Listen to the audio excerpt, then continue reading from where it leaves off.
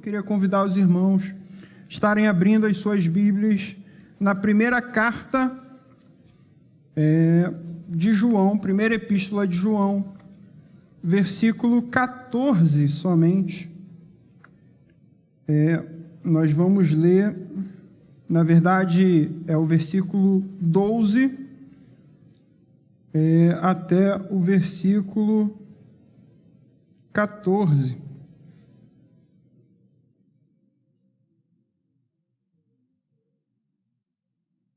A gente vai ler o versículo 12 e 13 para a gente entender o contexto, mas nós vamos fazer a exposição do versículo 14. 1 João 2, versículo 12, 13 e 14.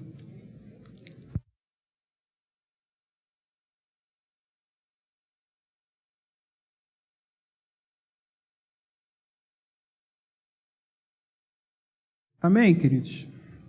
Diz assim a palavra do Senhor, 1 João, capítulo 2, versículo 12. Filhinhos, escrevo-vos, porque pelo seu nome vos são perdoados os pecados. Pais, escrevo-vos, porque conheceis aquele que é desde o princípio. Jovens, escrevo-vos, porque venceste o maligno. E eu vos escrevi, filhos, porque conhecestes o Pai. Versículo 14, eu vos escrevi, pais, porque já conhecestes aquele que é desde o princípio. Eu vos escrevi, jovens, porque sois fortes, e a palavra de Deus está em vós, e já vencestes o maligno. Somente até aí. Vamos orar? Senhor, louvamos o teu nome, mais uma vez nesse momento, ó Deus, te entregamos esse culto e te pedimos que o Senhor possa falar aos nossos corações agora através da exposição da palavra, que o Senhor possa penetrar, ó Deus, os nossos corações, de maneira que somente o Senhor pode fazer. Que em tudo nessa noite, ó Pai, essa é sempre a nossa oração, o Senhor receba a glória e nós possamos receber a Tua graça. Em nome de Jesus. Amém. Queridos, como os irmãos sabem, nós temos feito uma meditação às quartas-feiras aqui sobre discipulado, e hoje nós vamos falar um pouco sobre discipulado e a maturidade. Nós vamos falar um pouco acerca do crescimento da igreja e como isso se relaciona com a questão do discipulado, como isso se relaciona com todas as coisas da igreja, né? Quando olhamos para a igreja brasileira, e eu peço que os irmãos façam essa análise, sobretudo nos tempos de hoje, é impossível negarmos o fato de que a igreja tem crescido. Igrejas cada vez maiores, cada vez mais igrejas, né? O número de cristãos, ou melhor, ditos cristãos, é cada vez mais exponencial. Todos nós conhecemos, trabalhamos para além dos nossos círculos, é claro, de relacionamentos, pessoas cristãs. Cristãos de todo tipo, de toda doutrina, cristão com todo tipo de ideia, de teologia, doutrinas diferentes, e isso é um fato inegável, queridos. Ser cristão hoje já não é mais um fator diferencial. Me lembro, talvez, alguns anos atrás, né, ser cristão numa empresa, numa repartição, era algo raro, era algo exclusivo, eram poucos, né? Hoje o que nós temos é justamente o contrário, uma maioria esmagadora de pessoas que te dizem cristãs. Hoje cristão é só mais um dentre muitos. Os ditos cristãos ou os cristãos nominais estão presentes em todas as áreas da sociedade. Na política existem cristãos, na economia existem cristãos, na saúde, na educação, na segurança pública, no esporte, na cultura, e isso é algo que nós não podemos negar. Mas o que também nós não podemos negar, queridos, e é isso que é algo importante de nós refletirmos, é que embora hajam muitos cristãos, uma multidão de crentes, o evangelho não consegue ser relevante na nossa sociedade. Esses cristãos não conseguem ser relevantes, nós não conseguimos ser relevantes. Precisamos assumir isso. E mais, embora haja um número absurdo de igrejas, outro dia, acho que foi domingo retrasado, estava andando pela cidade em São Gonçalo, um domingo à noite, era por volta de 7 e pouca da noite, eu perdi as contas de quantas igrejas estavam abertas, fazendo suas reuniões, seus cultos. E embora haja um número absurdo de igreja, vemos a necessidade de se pregar algo que deveria ser como uma característica primária de nossas igrejas, como temos falado hoje sobre discipulado. Mas existe uma razão para isso, queridos. Existe uma razão por trás disso. E essa é a razão. A razão é que há muito crescimento, mas com pouca profundidade. Não há dúvidas quanto ao crescimento do número de igrejas. Não podemos negar isso. Quanto ao crescimento do número de cristãos. Falam, dizem por aí, eu não sei se é verdade, que o município de São Gonçalo é o município que tem mais igreja por metro quadrado do Brasil, da América Latina, do mundo, não sei. Você já deve ter ouvido essa história. Mas se trata de um crescimento extremamente superficial. E o que isso tem a ver com discipulado? Discipulado, queridos, tem tudo a ver com maturidade. Precisamos falar sobre discipulado, porque não somos cristãos discipuladores. E se precisamos falar sobre discipulado, porque não somos cristãos discipuladores, não somos porque não somos cristãos maduros. Essa é a realidade. Cristãos superficiais são incapazes de discipularem. Pais superficiais são incapazes de discipularem seus filhos. Essa é a realidade. E quando falamos sobre maturidade, estamos necessariamente falando sobre crescimento, falando sobre evolução, falando sobre progresso. Se quisermos sermos discipuladores, queridos, precisamos crescer. Precisamos evoluir, é preciso amadurecer. Por isso nós precisamos falar sobre maturidade.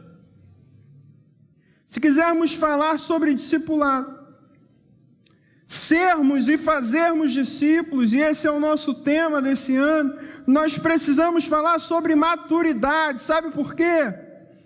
Porque a nossa caminhada cristã, ela exige maturidade.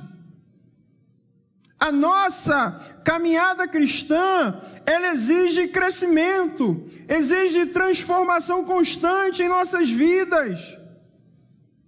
E é sobre isso que queremos falar nessa noite. E o que temos visto? Pessoas imaturas. E imaturas aqui, entendam bem, não é aquela pessoa inexperiente, não é aquela pessoa que não passou por todas as etapas da vida, não é isso, é questão de maturidade espiritual. E nós temos visto pessoas imaturas espiritualmente discipulando pessoas, conduzindo pessoas, guiando pessoas. E o resultado está aí. Maior quantidade de igrejas por metro quadrado do mundo. E você não vê transformação nenhuma na cidade.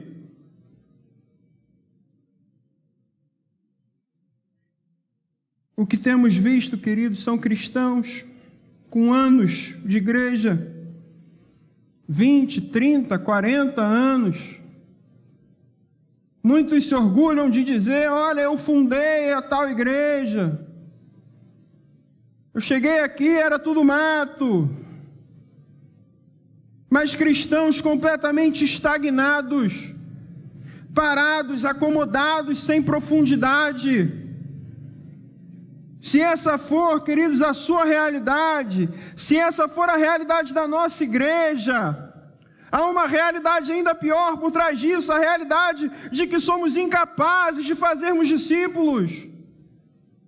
Precisamos crescer, precisamos evoluir, precisamos amadurecer.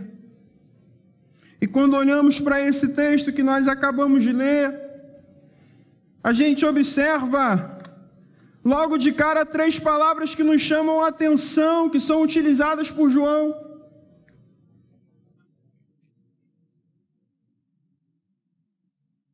Ele primeiro fala filhinhos, depois ele fala pais, e no final ele fala jovens.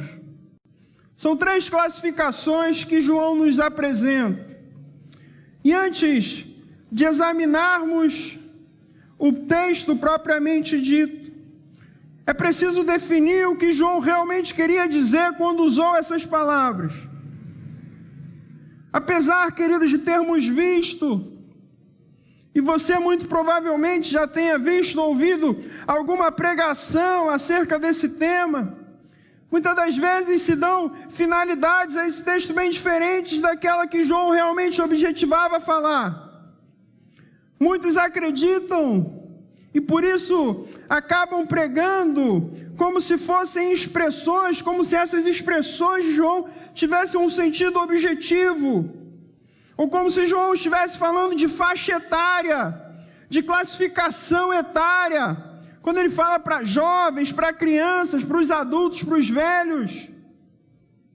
Quando na verdade, queridos, o que João estava falando, o que ele estava dizendo, era sobre os 3 estágios da vida e da caminhada cristã. Não tem nada a ver com idade, tem a ver com evolução, tem a ver com progresso, tem a ver com amadurecimento. Os nascidos de novo em Cristo, os filhinhos, os jovens e, por fim, os amadurecidos na fé. Então, quando João fala, filhinhos, eu vos escrevi porque conheceis o Pai. João estava dizendo sobre aquilo que nós lemos na introdução. No momento em que Deus dá o arrependimento e revela a verdade, há um novo nascimento no coração, nosso coração é regenerado. Nós somos alcançados pela graça de Cristo e nos tornamos novos na caminhada, novos na fé. João se refere a esse público como filhinhos. João utiliza 2 vezes essa expressão, queridos. E o interessante é que, embora tenham sido traduzidas da mesma maneira, de forma igual, João utiliza palavras diferentes nos originais gregos. No verso 12, se você ler aí um pouquinho, a palavra grega que ele utiliza é teknion. O significado dessa palavra, ele pode ser literalmente aplicada no contexto da associação natural, do parentesco, da relação de uma criança com seu pai. Mas quando vamos para o verso 14, a expressão grega que João utiliza nessa carta é a palavra paidion. E aqui nesse contexto, essa palavra pode ser definida como alguém ou algo recém-nascido. João fazia uma clara alusão ao nosso novo nascimento, ao início da nossa caminhada cristã, ao início da nossa caminhada de fé, no momento em que nós nos convertemos, no momento em que nós nascemos de novo, somos libertos da escravidão do pecado.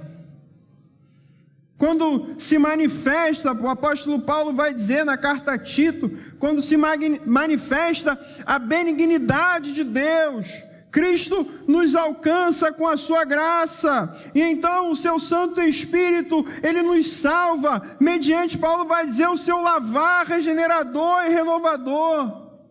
Quando Cristo nos convence de todo o nosso pecado, de nossas transgressões. É esse novo nascimento a quem João se refere quando escreve aos seus filhinhos. E ele deixa isso evidente, queridos, na sequência da frase, quando diz, por quê? Porque conheceis o Pai.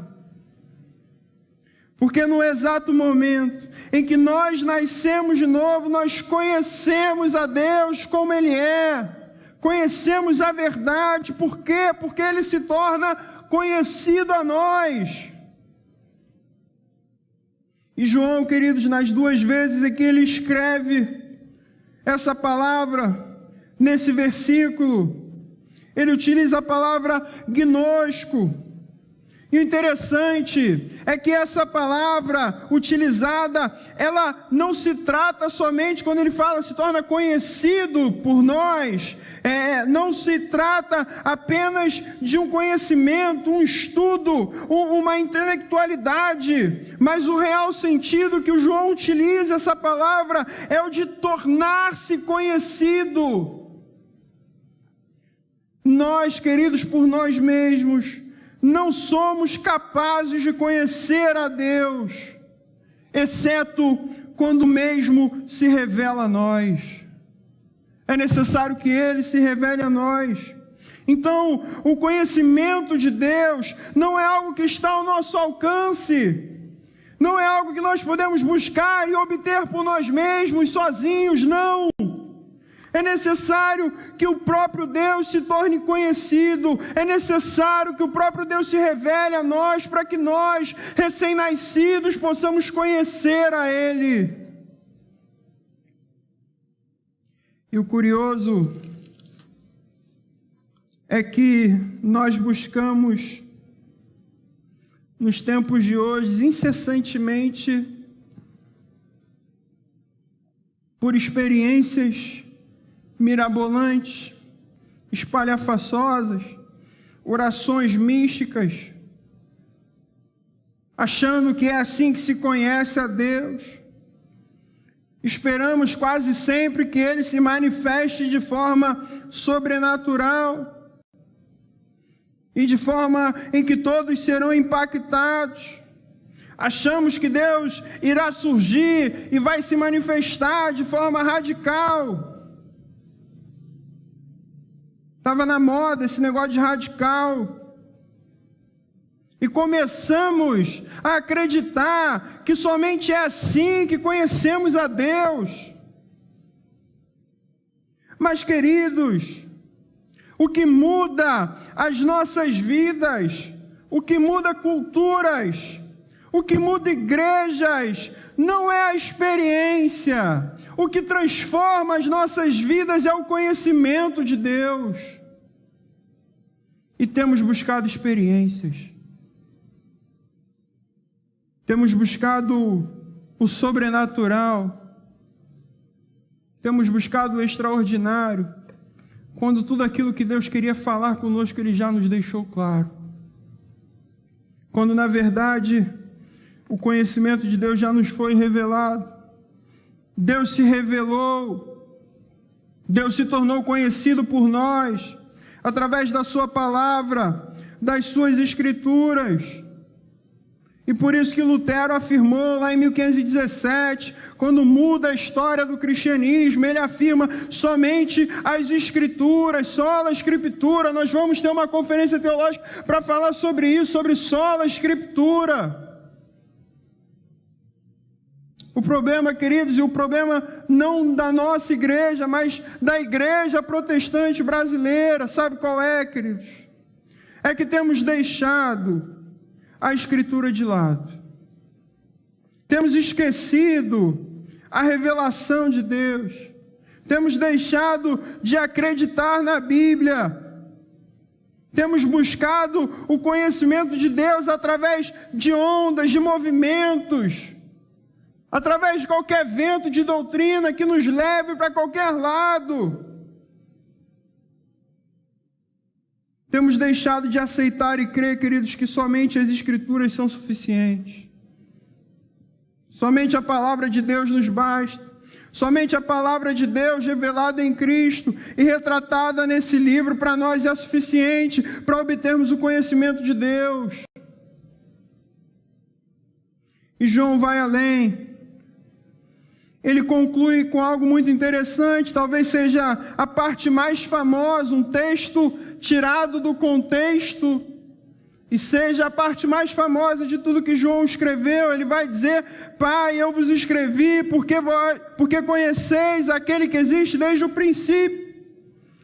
E João vai dizer um texto muito conhecido: Jovens, eu vos escrevi porque sois fortes, e a palavra de Deus permanece em vós e tendes vencido o maligno.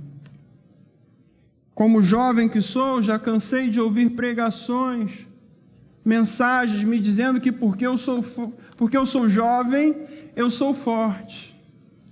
É um texto muito usado, né? Quando a igreja está em obra, aí chamava os jovens para o mutirão da obra, né? Ó, jovem, você tem que ir porque você é forte, né? Jovens, eu vos escrevi porque sois fortes. Quem nunca ouviu isso, né? Mas a questão, queridos, e é algo que eu queria que os irmãos prestassem muita atenção. Quando João escreve: Jovens, eu vos escrevi porque sois fortes, a palavra de Deus permanece em vós e tendes vencido o maligno. A razão pelo qual os jovens eram fortalecidos e, consequentemente, venciam o maligno, era porque a palavra de Deus permanecia com eles. A nossa força não está em nós mesmos. A nossa força não está na nossa própria capacidade. A nossa força está na palavra de Deus. Não tem nada a ver com idade, tem questão de amadurecimento. João está dizendo: olha, vocês já não são mais recém-nascidos.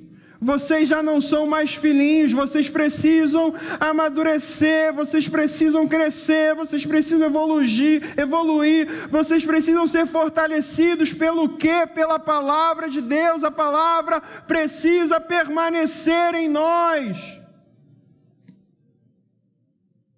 E o que vemos nessa geração, queridos? Essa geração de cristãos que não sabe o que é Pentateuco. Essa geração de cristãos que não sabe o que são, não sabe definir os 4 evangelhos. Essa geração que tem conhecimento sobre tudo. Você vai olhar no Twitter dessa geração, fala sobre economia, fala sobre política, fala sobre futebol, sobre saúde, sobre educação, sabe de tudo, mas não sabe absolutamente nada da Bíblia. Não conhece, sabe por quê? Que sucumbe a todas as tentações, porque a palavra não permanece. A revelação de Deus estava neles, porque as palavras de Deus permaneciam neles. A palavra de Deus lhes eram passadas, lhes eram ensinadas. E chegamos ao grande ponto, ao grande ápice dessa noite, e que vai explicar para nós o motivo do nosso tema sobre discipulado e a maturidade. Sabe por quê? A palavra de Deus permanecia nos jovens, porque elas eram ensinadas. E sabe quem ensinava? Aos pais: Pais, eu vos escrevi porque conheceis aquele que existe desde o princípio. Compete aos pais, compete aos mais amadurecidos na fé, aqueles a quem conheceram a Cristo antes, aqueles que conheceram o que existe desde o princípio. Compete a eles a ensinar a palavra aos jovens, colocar a palavra no coração e na mente dos jovens. E sabe qual é o nome disso, queridos? O nome disso é discipulado. Só discipula quem é maduro na fé. Precisamos crescer, queridos. Precisamos amadurecer para discipular. E o que nós temos feito? O que tem acontecido em nossas igrejas, que não ensinamos mais a palavra de Deus aos nossos jovens, não discipulamos mais. Pais que veem seus filhos completamente perdidos e se perguntam, não sabem o porquê, não entendem a razão, porque não discipularam seus filhos. E não discipularam, queridos, porque não são maduros na fé. Não discipularam porque não têm conhecimento profundo sobre Deus. É preciso, para discipular, é preciso amadurecer. Nós não amadurecemos, queridos, ficamos anos e anos parados no mesmo lugar, estagnados, sem crescimento algum. Somos muito bons em promover eventos, promover festas, entretenimento. Vamos nas igrejas de hoje, muita luz, muito som, muita fumaça, iluminação. Somos muito bons com isso. As igrejas com estruturas cada vez melhores, cada vez mais atrativas para nós. Homens com cada vez melhor retórica, a oratória cada vez melhor, som, instrumento, tudo de primeiro mundo, tudo perfeito, tudo bom, bonito. Mas o principal, queridos, aquilo que faz com que nossos jovens sejam fortalecidos, aquilo que faz com que nossos jovens vençam o maligno, que é o ensino e a pregação da palavra de Deus, nós temos deixado de lado. E mais uma vez, queridos, não são jovens de idade. Você pode ter 70 anos, 80 anos de igreja, mas se você não amadurece, essa palavra é para você. Você não amadurece pelo tempo que você está na igreja. Você amadurece pelo tempo que você conhece a Deus. Sem dúvida, queridos, é por esse motivo, é por essa razão que temos jovens fracos nas nossas igrejas. Jovens que sucumbem a qualquer oferta, qualquer proposta, qualquer tentação, porque a palavra não permanece neles. Uma geração de homens e mulheres imaturos na fé, queridos, formam uma geração inteira de jovens imaturos na fé. E essa responsabilidade, queridos, de discipular, e nós temos pregado, essa responsabilidade não é apenas do pastor, não é apenas do oficial da igreja, não é apenas do diácono, do presbítero, do licenciado, do seminarista, queridos, essa responsabilidade é sua. Você é responsável pela sua família. Você é responsável pelo seu crescimento. Você é responsável pelo seu amadurecimento. Mas como pode haver crescimento? Como pode haver ensino? Como pode haver discipulado? Se muitos de nós não evoluem na caminhada cristã, se muitos de nós não amadurecem, queridos, nós temos falhado e muito no ensino da palavra. Falhamos no discipulado. A igreja brasileira, essa mesma que falei no início, em que apresenta números expressivos de crescimento, estima-se hoje que 3/4 da nossa população seja cristã, metade dela cristã protestante. A gente está falando de 100 milhões de brasileiros. Ainda assim, não vemos mudança alguma na nossa sociedade. temos falhado. E é por isso que vemos jovens fracos, cada vez mais entregues ao mundo.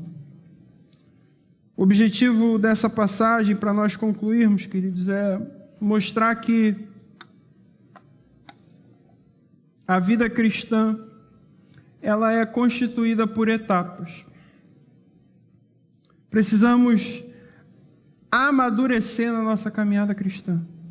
Precisamos crescer, precisamos perseverar, precisamos evoluir na nossa caminhada. João fala aos adultos, aos pais, aos amadurecidos na fé: é preciso que vocês ensinem a palavra de Deus. O que lemos em Paulo: seja apto a ensinar. Se você é servo de Deus, você tem a obrigação de ser apto a ensinar. Aptidão ao ensino não é um privilégio apenas de pastores, de líderes. Aptidão ao ensino é um dever de todo cristão. Sejam aptos a ensinar. João vai além. Aos jovens: é preciso que vocês sejam fortalecidos na palavra. A palavra precisa permanecer em nós. A palavra precisa permanecer em nossos corações, queridos. Essa é a mensagem de maturidade. Precisamos amadurecer na caminhada cristã, crescer na graça e no conhecimento da palavra de Deus. João apresenta algo interessante. Ele demonstra para nós que há tempo de ser jovem, de aprender e guardar a palavra de Deus, mas para muitos de nós esse tempo já passou. Mas também um tempo de sermos homens e mulheres fiéis à palavra, dispostos a ensinar a palavra de Deus, aptos ao ensino, instruir com mansidão. Que possamos, queridos, ter maturidade na nossa caminhada cristã. Maturidade no conhecimento de Deus, para que a partir disso possamos ser aptos a discipularmos. Precisamos amadurecer, precisamos crescer na graça e no conhecimento de Deus. E só assim poderemos dizer que somos uma igreja discipuladora. Que o Senhor nos abençoe nessa noite com a palavra. Vamos orar. Senhor, nós louvamos o Teu nome por essa palavra. Deus, te agradecemos porque a Tua palavra, ela nos confronta. A Tua palavra, ela nos constrange. Ela nos faz olhar para nós mesmos e perceber o quanto nós precisamos evoluir, o quanto nós precisamos crescer, sobretudo amadurecer. Senhor, que o Senhor coloque amadurecimento em nossos corações, que a Tua palavra permaneça em nossos corações e que possamos estar e sermos aptos a ensinar a Tua palavra, que possamos ser servos verdadeiros do Senhor, instruindo com mansidão, aptidão ao ensino, para a glória de Deus, para que vidas possam ser levadas ao arrependimento e possam conhecer a verdade que é Cristo. Que o Senhor nos abençoe, em nome de Jesus. Amém.